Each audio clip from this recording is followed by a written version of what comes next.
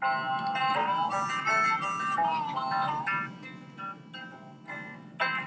welcome to this week's episode of COD Fun. We are going to be discussing Red Dead Redemption 2 this week.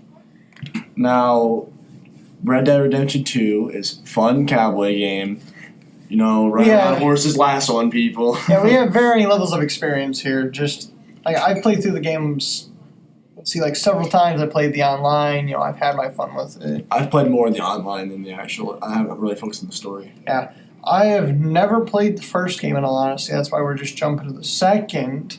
So, yeah, just something I've always liked about the game.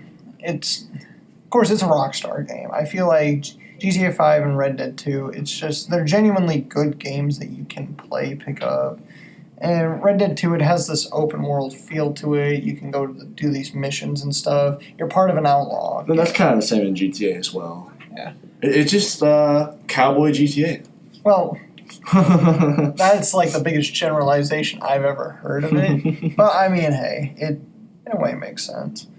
So with Red Dead Redemption 2, you're playing as Arthur Morgan, a member of the Dutch van der Linde gang.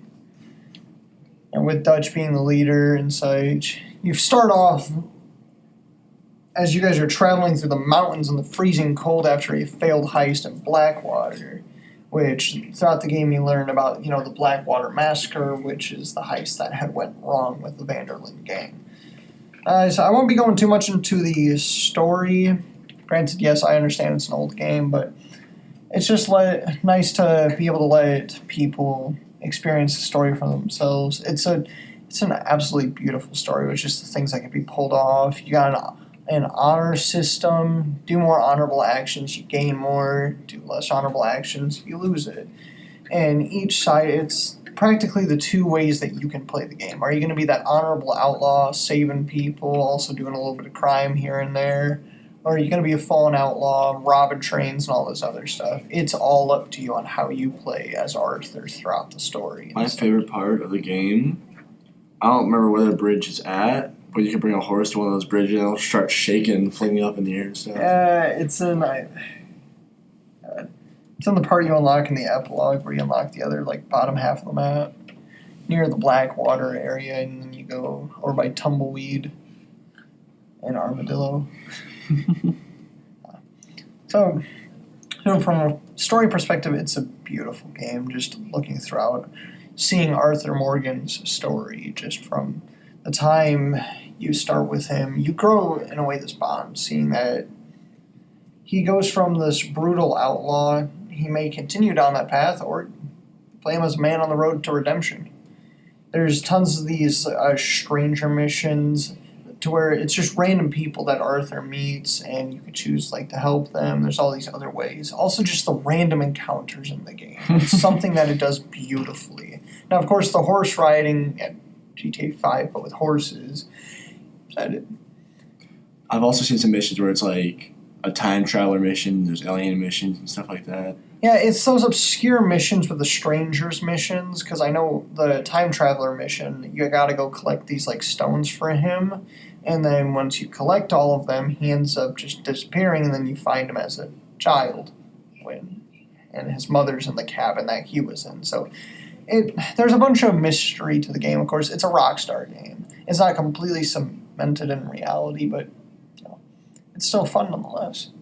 So just following the van der Linde gang, seeing it's not really much of a rise. It's more just a fall, especially as you're being hunted throughout the game by the Pinkerton Agency. But you meet them fairly early on, Agent Ross and Agent Milton, which one of them, I believe Ross is one of the main antagonists of the first game, going after John Marston, who's the other protagonist in a way. You get to play as him in the epilogue and going through a bit of his story. But yeah, as I said, just following Arthur Morgan and then growing that bond just as you're meeting the other van der Linde gang members and such.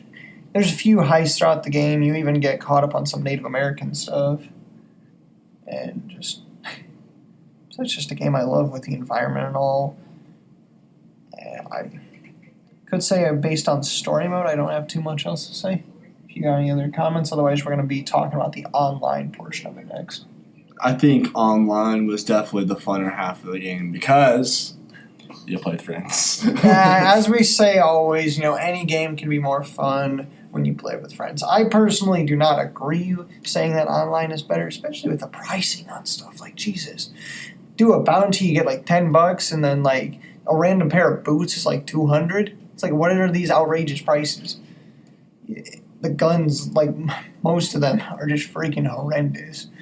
I like what they attempted to do, but they just foiled it for the online. It just isn't what I was hoping for. Because I came from GTA 5 and then playing Red Dead 2. Well, being able to like ride a horse and then throw a lasso at your friend and just drag him behind you. Yeah, I said that's part of the fun if you have somebody else to play with. But if you're just wandering around, maybe you'll get grieved to have someone's explosive shotgun like shoot you off your horse and kill you and the horse. Get lassoed, which like there's so many things locked behind literal paywalls in Red Dead Online that it makes me frustrated. Like, it's fun running around on a horse and stuff, but your first horse, it just flat out sucks, which is understandable. It's the whole about the progression of horses. But then, like, to get a better horse, it's like, oh, yeah, you got to spend $1,000. And it's like, unless you're going to, like, grind for, like, 3 weeks straight, getting, like, $5 a mission, it just ain't that fun. And then, like, this gold system, you can pay for gold, and there's these rolls. You have to get gold and then pay with the gold. Like, you got the bounty hunter job, the collector job, trader job. Collector job is probably the most profitable in online, but it is the most boring thing possible. I personally have tried bounty hunter work, and it doesn't pay much, but it's a little fun pulling it off. Just the other players, sometimes you can hit a gold mine and players can actually be pretty nice, but other times it's the same thing with any online game. It varies wildly on who you're going to meet. What I don't like is games you need Wi-Fi for that are single player.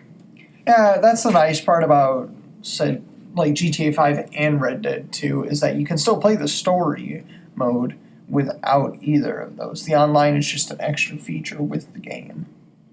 It's just all it is. I said, just coming from GTA 5 and, having a lot of fun with that on the online with all my other friends, and then coming over to Red Dead 2, barely anybody plays the online. The community, I said, sometimes they're really good folks, and other times they're some of the cruelest folks you'll ever meet. Like, not even to the cruel point, like just an online game that, oh, you're running around shooting other players. No, it's just like, just making the game genuinely unfun for other people. That's how online games are sometimes. They're just not fun. Of course, like with PC, it's practically in ruins on there, just due to how many modders are on there.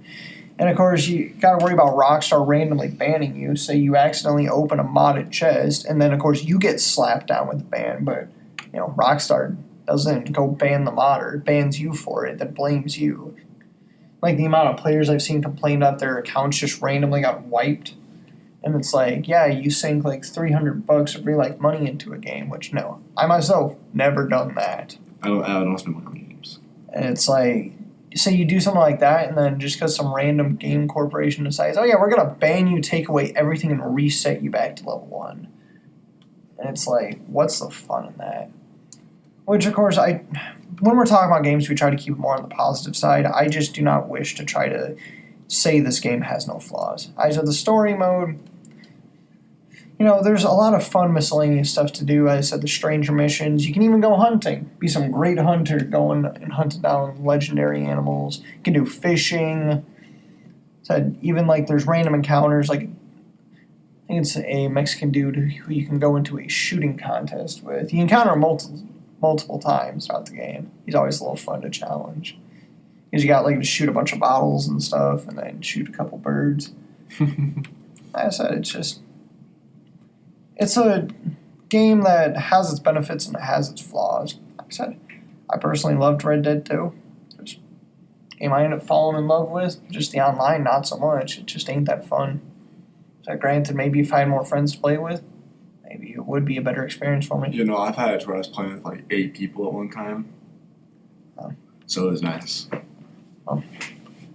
Unless we unless you have any other thoughts, I think that's where we're going to be wrapping it up for this week. All right.